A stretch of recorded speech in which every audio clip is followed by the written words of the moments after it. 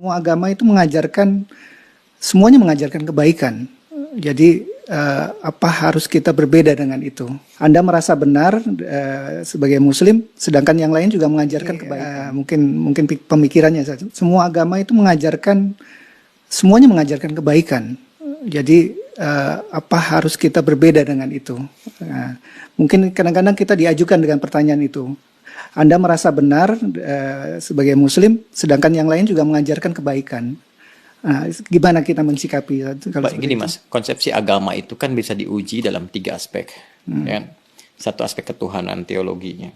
Yang kedua aspek ibadah, tata cara dia ibadah. Yang ketiga muamalah, yang mengatur pedoman dalam berinteraksi secara sosial. Yeah. Ya kan? Oke, boleh jadi di aspek yang ketiga, semua menunjuk kepada yang benar. Mengajarkan interaksi yang benar dengan sesama. Yeah. Silahkan Anda cek ya. Pasti semua agama mengatakan harus jujur, nggak boleh mencuri, kan? Nggak boleh berzina dan sebagainya. Jadi kalau ada yang membolehkan berzina, menipu dan sebagainya, dipertanyakan konsepsi keagamaannya.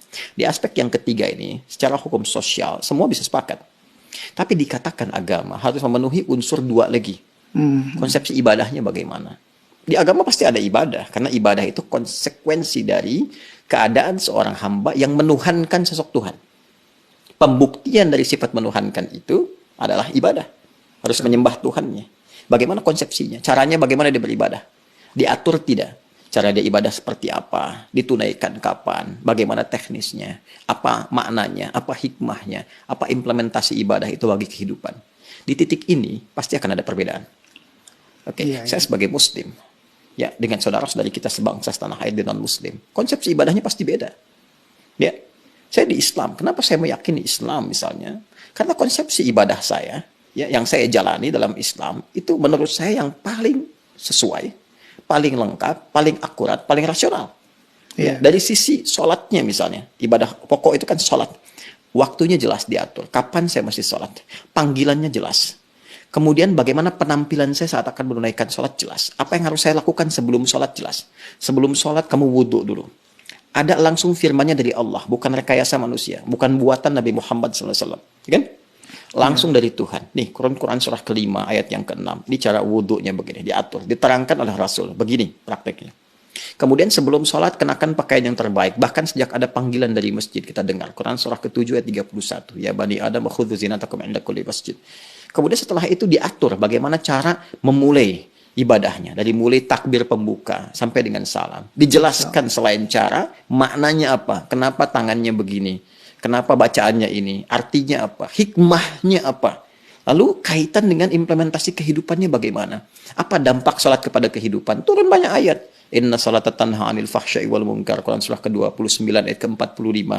Nanti sholat ada kaitan dengan ketenangan hati, sholat kunci kebahagiaan, kesuksesan, dan dibuktikan oleh jejak sejarah. Orang-orang dulu ketika dia sholatnya benar, terjadi itu semua. Nah ini yang menjadikan kita yakin sebagai Muslim memeluk Islam. Bagi penganut agama lain, punya konsepsi sendiri. Kita nggak bisa paksakan semua sama di titik ini dalam konsep keberagamaan. Apalagi kalau sudah masuk ke konsep teologis, ketuhanan. Ya kan? Nah, untuk menentukan agama ini, ya benar sebagai agama, kan mesti punya konsep ketuhanan. Nah, Islam pun menawarkan kepada kita secara ilmiah dan objektif untuk menguji bagaimana sih standar untuk menetapkan zat itu sebagai Tuhan, ya kan? Apa ukuran-ukurannya? Maka Islam menyampaikan, misalnya di Quran surah ke-42 Asy-Syura ayat yang ke-11, laisa kamitslihi syai' di ujung ayatnya. Ya, sifat Tuhan itu nggak boleh sama dengan selain Tuhan. Ya, harus beda, 100% harus berbeda.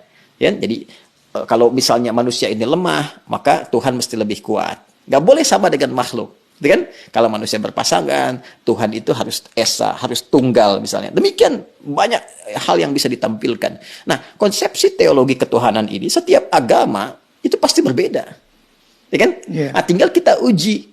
Kan negara memberikan kepada kita hak penuh, merdeka untuk memilih. Dan dahsyatnya, Al-Quran memberikan kesempatan kepada kita itu secara merdeka. Terbuka untuk memilih. Bahkan dalam aspek teologi, di Quran surah ke-47 Muhammad, ayat yang ke-19. Kata Allah, fa'lam. Anda mesti punya dasar pengetahuan. Annahu untuk menetapkan la ilaha illallah. Untuk menetapkan tiada Tuhan selain Allah. Jadi untuk menetapkan konsep ilahiyat, teologis, ketuhanan, yang meyakinkan kepada kita, oh ini Tuhan saya Allah. Ya kalau ditanya kenapa Anda nggak pilih Tuhan yang lain, kata Allah, Anda jangan sekedar bersyahadat misalnya, mengatakan asyhadu an la ilaha illallah. Itu syarat pertama menjadi muslim, syahadat. Tapi kalau Anda ingin kuat, ya dengan syahadat itu, dengan keyakinan teologi Anda itu, menuhankan Allah. Ini ilmunya loh. Makanya di Islam ada akidah, ilmu tauhid, fiqhul akbar.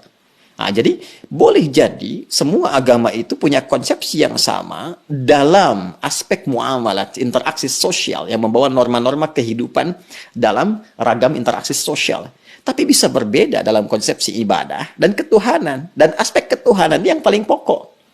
Ya kan? Iya, iya. Jadi kalau semua sama, berarti kan mesti ada yang spesial, yang beda kan? Iya, betul. Nah, itu yang menjadikan Anda, saya, kita melihat yang spesial ini bagi saya. Konsepsi Islam sangat jelas, tidak ambigu. Ya, menentukan ketuhanan jelas. Fa'lam annahu la ilaha illallah. Innani anallahu la ilaha illa ana fa'budni. Ya, saya Allah, kata Allah, nggak ada Tuhan yang dipertuhankan selain saya. Ya, maka sembah saya. Nah, saya mencari, saya membandingkan, melihat dengan keyakinan lain, saya temukan yang paling jelas. Tidak ambigu, tidak susah dipahami sebagai muslim ya. Ya, dan saat yang bersamaan ketika kita meyakini Allah pun sebagai Tuhan, memeluk Islam, beribadah dalam Islam, saat yang bersamaan tetap diminta oleh Al-Quran, la ikraha fiddin, gak boleh paksa orang. Betul. Indah gak? Iya, indah sekali. Lakum dinukum waliyadin. Hormati keyakinan orang lain. Kamu meyakini Islam sebagai agama yang benar, ya, tapi hormati orang lain juga. Ya, jelaskan keislaman Anda itu lewat penampilan Anda, karakter Anda, perilaku Anda, sifat dan sikap Anda. Kalau ditanya, jelaskan, jawab, dan sebagainya. Masya Allah. Indah nggak? Indah, Pak. Ya, jadi di situ titik perbedaannya. Jadi nggak bisa kita katakan semua agama sama, karena konsepsi dasarnya itu berbeda. Iya, iya. Paham sekarang ya? Betul, betul. Nah, kalau paham berarti nggak ditanya lagi.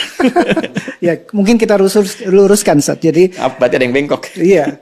Ya, yang diluruskan pernyataan saya atau ada masalah nih di luar. Yang berkembang sampai Anda angkat kaki gitu. Yang berkembang di masyarakat, Ustaz. Jadi, Muslim yang semakin berilmu, otomatis makin toleran terhadap masyarakat di sekitarnya. Mungkin bisa dibilang begitu, Ustaz. Ya, bisa disimpulkan demikian, toleran dalam aspek-aspek yang perlu ditoleransi. Betul, betul, betul. Dan ini ekspresi toleransi itu pun sesuai dengan kebutuhannya. Jadi jangan berlebihan juga. Nggak bisa toleran itu misalnya, ini lebih berkembang lagi, ikut-ikutan beribadah sesuai dengan agama-agama orang lain. Ya, nggak mungkin itu ya. Anda nggak bisa toleransi ikut ke tempat ibadah orang. Justru itu intoleran yang sangat tinggi. Iya. Paham nggak maksudnya? Paham, Ustaz. Paham. Apa coba? Ulang lagi nanti. Bukan. Intoleran yang sangat tinggi. Kenapa? Iya, Kenapa? Karena saat dia kebebasan. hadir di tempat orang itu, hati dia meyakini bahwa itu salah. Iya, iya. Tapi dia terpaksa hadir di situ untuk mewujudkan konsepsi yang salah. Iya, iya. Saya toleran nih, datang ke tempat ibadah orang lain. Tapi di hati dia mengatakan ini salah nih, ini nggak benar nih. Iya. Nah, itu kan kalau dalam bahasa agama, nifak, munafik, hipokrit gitu kan. Iya. Jadi saya kira itulah.